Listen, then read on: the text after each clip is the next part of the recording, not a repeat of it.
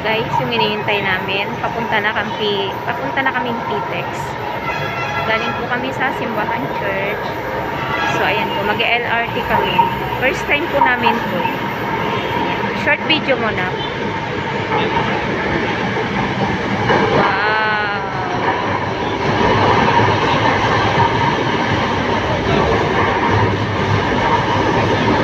Sa dulo kami.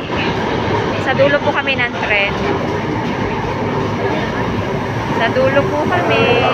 Wala nang laman. Nangyari? Wow ah.